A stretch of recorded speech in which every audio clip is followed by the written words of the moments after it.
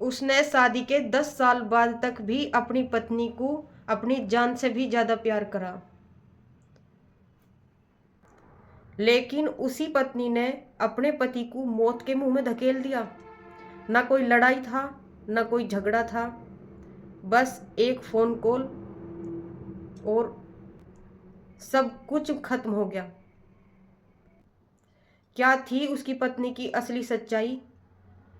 उसका एक्स्ट्रा प्यार था या पैसों का लालच? इसे जानने के लिए आप हमारी स्टोरी को अंत तक जरूर सुनिए। आप सभी, ये एक ऐसी स्टोरी है जो आप सभी को हिला कर रख देगी।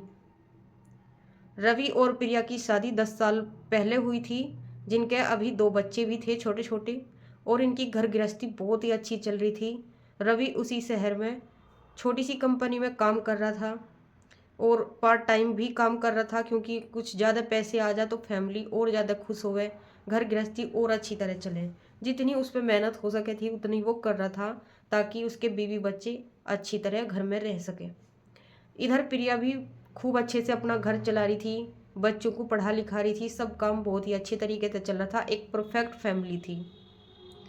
तो जैसे ही रात दिन वो ड्यूटी कर रहा था प्राइवेट कंपनी में रवि, तो धीरे धीरे प्रिया के एक कॉलेज का फ्रेंड था, दोस्त, उसका आना जाना घर में शुरू हो गया। अब धीरे धीरे दोनों की बात होनी शुरू होगी, प्रिया और अमित की, जो उसका कॉलेज का फ्रेंड था।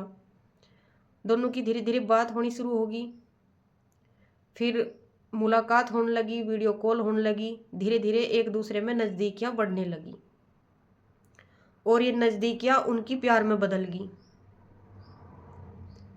अब प्रिया को अपने पति में बोरियत महसूस होने लगी।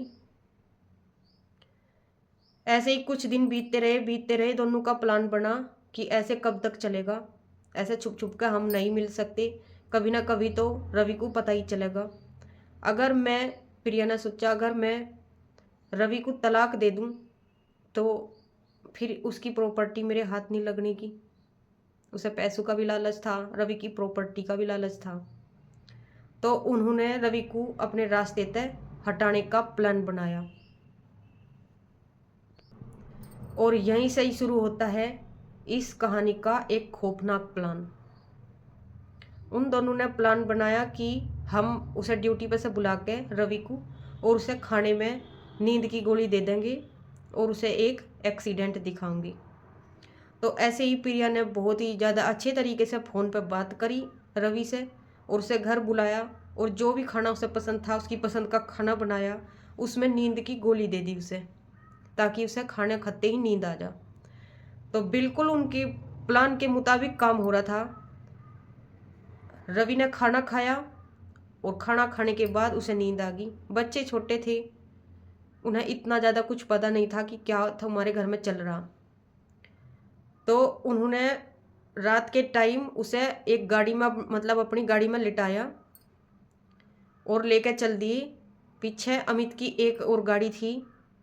उनका प्लान था कि इसे हम एक्सीडेंट दिखाएंगे ताकि पुलिस हमारे पे कोई शक न कर सके और ये एक नॉर्मल एक्सीडेंट लगे सबको।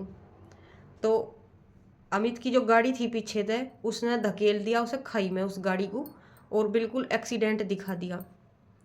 लेकिन जब इसकी जांच पड़ताल शुरू हुई, जो अमित ने उसकी गाड़ी, जो रवि की गाड़ी थी जिसमें रवि था बेहोश, वह गाड़ी धकेल कर खाई में डाल दी थी, तो उसमें तो वो मर ही गया था।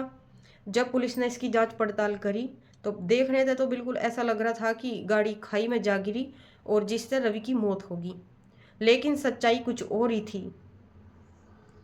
सच्चाई जब उसका पोस्टमार्टम करा गया रवि का, तो उसमें पाया गया कि इसे खाने की साथ नींद की जो वह गोली दी गई थी, उसके मतलब वो पाया गया कि अब भाई इसे खाने में नींद की गोली दी गई थी रवि को पहले।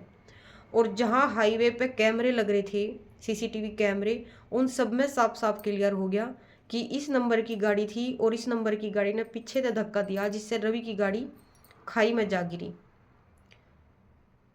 रवि का कोई अपना अब तक एक्सीडेंट नहीं हुआ। तो दोनों तक सख्ताई तक पूछताछ करी गई अमित ते भी और प्रिया ते भी सख्ताई तक पूछताछ करी गई, लेकिन वे अपने बयान बदलते रहे, कभी कुछ बोल रहे कभी कुछ बोल रहे।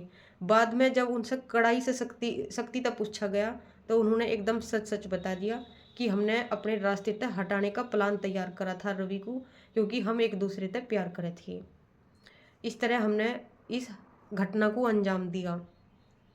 तो जब कोर्ट में आई प्रिया हथकड़ी डले हुए और पुलिस वालों ने वह कैद कर रखी, तो उसके दो छोटे छोटे बच्चों ने भी देखी कि तुम्हारी माँ के हाथों में हथकड़ी गिर रही। तो एक गलत निर्णय ने एक पूरा परिवार बखेर कर रख दिया।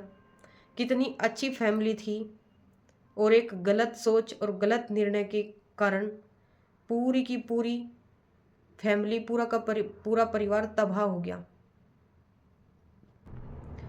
तो कुछ घटना हमारी ज़िंदगी में ऐसी हुए कि हमारी ज़िंदगी को एकदम बखेर के रख दे। उन बच्चों का क्या कसूर है? ना तो उनके सर पे अब बाप का साया रहा और ना माँ का साया रहा। उन बच्चों की क्या गलती थी? तो अपने परिवार में सचेत रहो, सजग रहो, सुरक्षित रहो और अपने परिवार का टाइम पे ख्याल रखो। मिलते हैं एक नेक्स्ट स्टोरी के साथ। आप सभी को अगर ये स्टोरी पसंद आई है तो प्लीज़ हमारे चैनल को लाइक शेयर एंड सब्सक्राइब जरूर करें। और क्या उसकी पत्नी ने अपने पति और बच्चों के साथ ये सब सही किया या गलत, हमें कमेंट बॉक्स में ज़रूर शेयर करें। धन्यवाद।